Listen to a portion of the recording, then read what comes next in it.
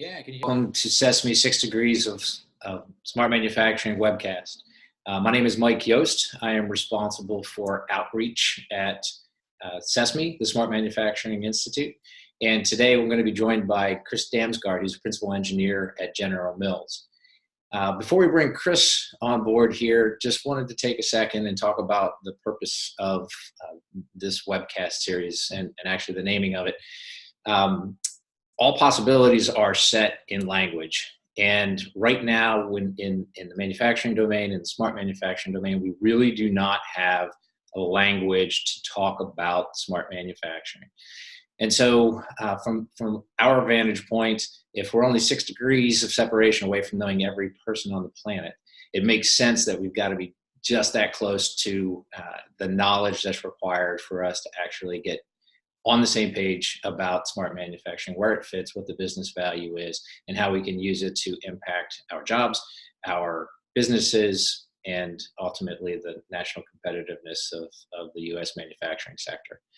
So from my perspective, what I'm looking to accomplish here is to spend the next 18 to 20 minutes with someone from industry who will share their perspectives as far as what smart manufacturing looks like to them.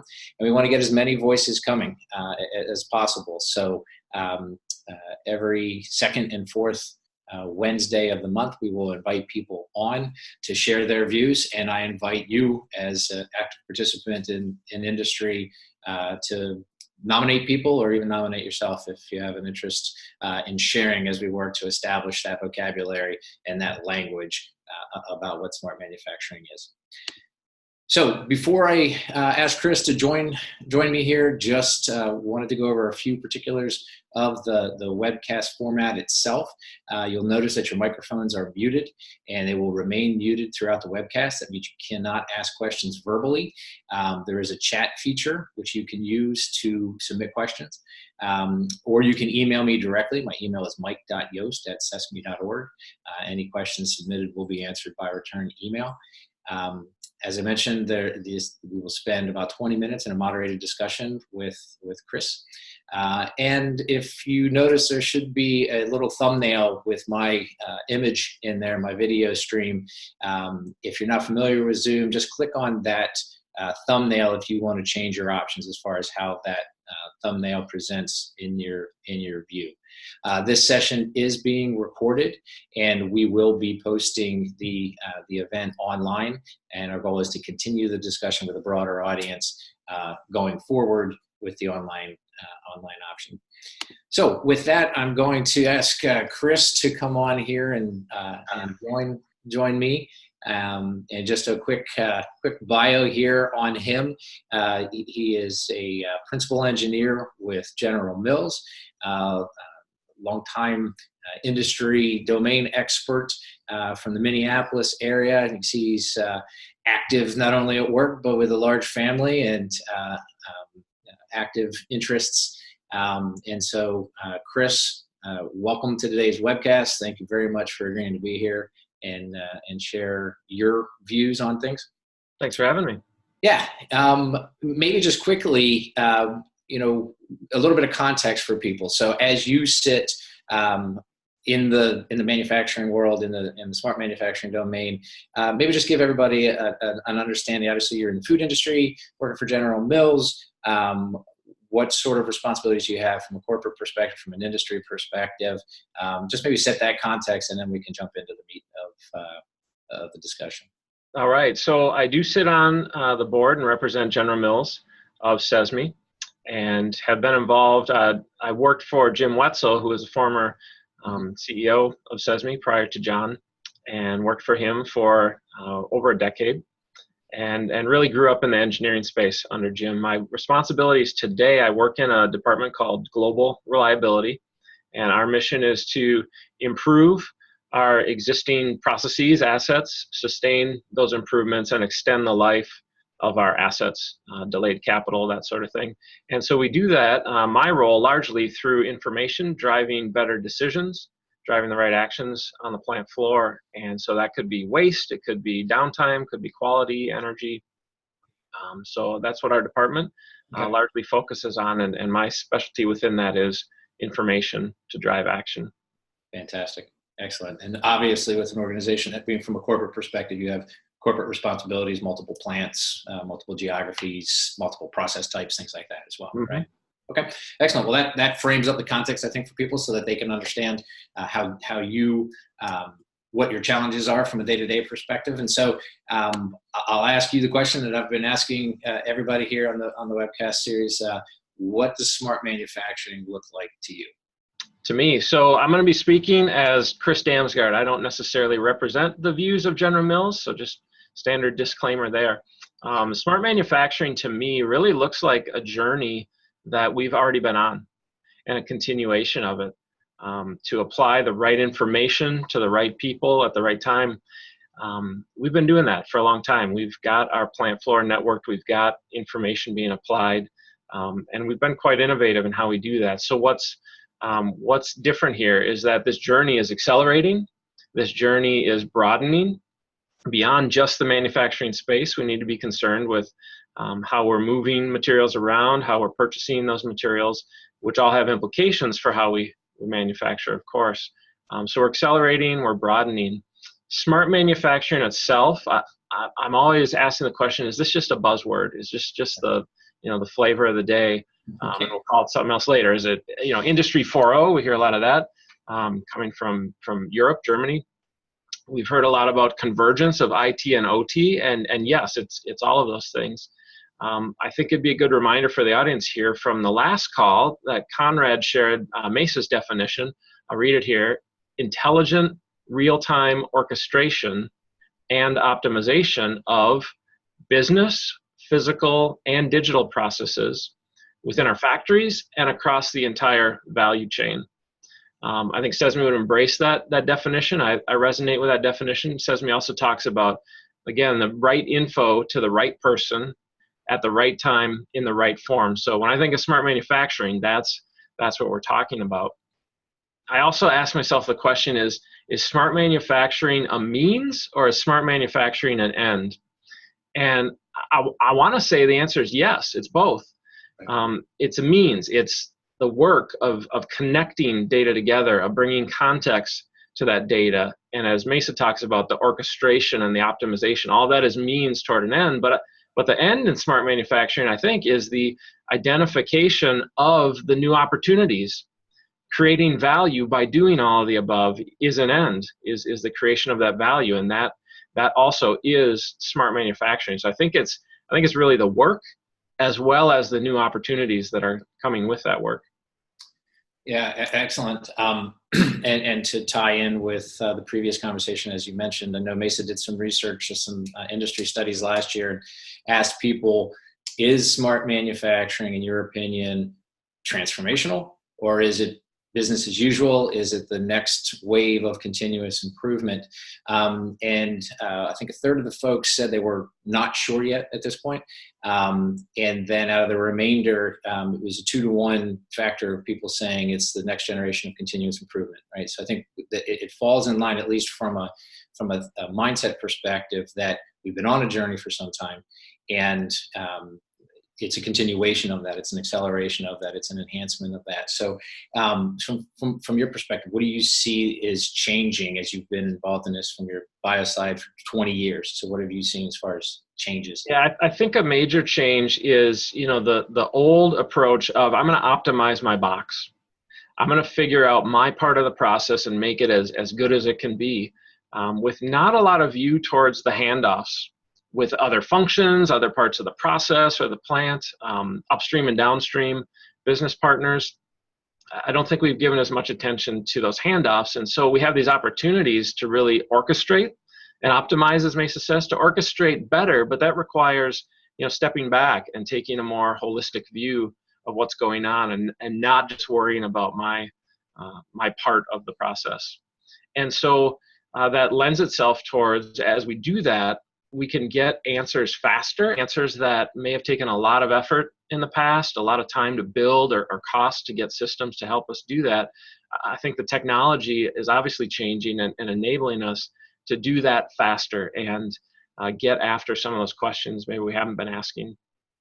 Well, that is a perfect segue because as we prepared to have this conversation, you sent a slide through to me, which I'll switch to now, about the technology side and the cultural side. And just that conversation that you just had, while the technology may make some things easier for us, we still have departmental silos.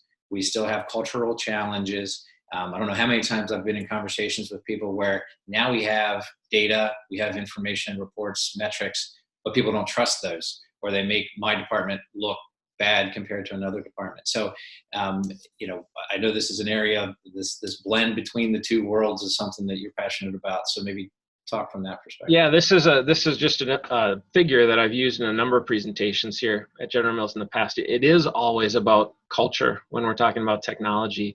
And a lot of times in successful companies, that success is our own enemy, where it's a shift. And I've been doing it the way I have been doing it. Why would I change now? Is this just the shiny new object, or is this really going to help me change? Those are cultural problems and understanding. And so when what we're already doing is already working, the question is, do I really want to change? Right. I think in the case of smart manufacturing, adoption becomes easier as we experience smart beyond the workplace, right? We're all experiencing smart in the way we buy things, whether it's Amazon or somebody else. We experience smart in the way we manage our homes. If my house were flooding, I got some water problems in the basement. If I were having a problem right now, I would know about it. It would pop up instantly on my phone. And so the way I manage my home or my health or my family is causing me to experience what smart could look like in the work environment. Boy, what if I could know exactly what I needed to know at the right time at work? And so that makes it easier, I think, for the cultural, the analogies can be drawn, and the shift is more likely to happen the more I've experienced it outside of the home. I think that, do you have a follow-up there? Well, yeah, I was just going to say, I mean, as I talk to people and going back to the language point, smart versus digital, those are other terminologies that get interwoven that are hard to distinguish for folks that we're working to work ourselves through. But when we talk about businesses transforming themselves digitally, oftentimes it starts externally, just like that. Like, what's my customer experience and how do I deliver better? And then that has serious implications back through your operations, your supply chain, et cetera. So yeah, it also creates a challenge, I think, on the other end of the spectrum, that all of a sudden everybody's smart, everybody's digital, everybody's Industry 4.0. And so if you're a company listening to pitches or reading the brochures, it starts to become hard to kind of sort through and go, well, that's what makes it seem like a buzzword, is because it's treated that way. And so the things that truly are differential, it can be harder to stand out, I think. Yeah, no, I certainly agree. Certainly agree with that. So let's shift a little bit more specifically, I'd say, to an industry perspective. So we talk about it. Obviously, you've got experience in the food industry. There's some high-level themes or initiatives. So talk to us from a food manufacturing industry perspective, how you view what smart manufacturing looks like. Yeah, there's a number of initiatives in the broader industry. Again, I'm not going to speak just for General Mills. Field to Fork is one that probably most people have heard about. And the idea is, if you're going to trace what has gone on with my food that I'm about to put in my body from the time it was grown or harvested, right, or raised, to the time I'm going to actually, put it into my mouth, how much can I know about this food? We've all seen the headlines, whether it's contaminations or microbiology problems. Knowing where your food came from and that it has been handled properly is a concern for all of us. And so in the food industry, what does it take to be able to pull all of that data together just to be able to answer the question of what I'm about to eat, what's gone on with it? And so traceability, right? Being able to reach across the supply chain as ingredients have then been turned into maybe intermediate ingredients, then ending up in a final product, very valuable. And so that lends itself to connected data, bringing context to data. But I think it also creates a new opportunity as we pursue that specific effort. Now, if I want to start to draw correlations between upstream attributes and correlate that to some downstream results, I have a much easier time of it because I've got the chain. In the past, that might require an entire special study just to assimilate the data and pull it all together. And so as we pursue some of these bigger strategic initiatives, it enables new opportunities to answer some questions that we've not been able to get after in the past. Right. A second case is around product weight control. So as we sell food, we're regulated. We have to put as much in the box as we declare that we're selling in the box. And so trying to control that weight to meet the requirement, but not give away too much ingredient, that adds up. You're selling millions of cases of something, that adds up and is real cost. And so you need to tighten your variability as much as you can so you can meet your target and still not give away too much ingredients. Well, there are companies out there that are now applying machine learning to go after what parameters really are relating to that weight variation so that they can drive down those costs and put exactly in the box what they say that they're going to give you. And then a third case, demand-driven supply chain. So this is really a trade-off between our business needs to have flexibility. They need agility so that when there's a winter storm coming on the East Coast and everybody's going to all of a sudden start buying maybe clam chowder soup, that we've got clam chowder soup ready to go. And oh, by the way, the storm just shifted. And so what do we got to do to get our product in the right place? We need to be able to shift in manufacturing. Well, that means I got to know that I have enough materials on hand that I can change over quickly. If there's a sanitation involved, can I ensure that that was effective enough? Can I get all of my recipes and set point changes in place that fast in order to meet this demand as it shifts? All of that is going to be aided by technology and having that right information to the people doing the work, but then probably also enforcing that it was in fact done rightly and not just leaving it to humans who are able to make mistakes to do so. And so it's this trade-off of, normally we want to go after long, efficient runs. I'm going to run, a certain product for days if I could and minimize the changeovers because that's the best cost structure. I'm going to the other extreme where now I want to be able to switch back and forth to take advantage of the business opportunities quickly.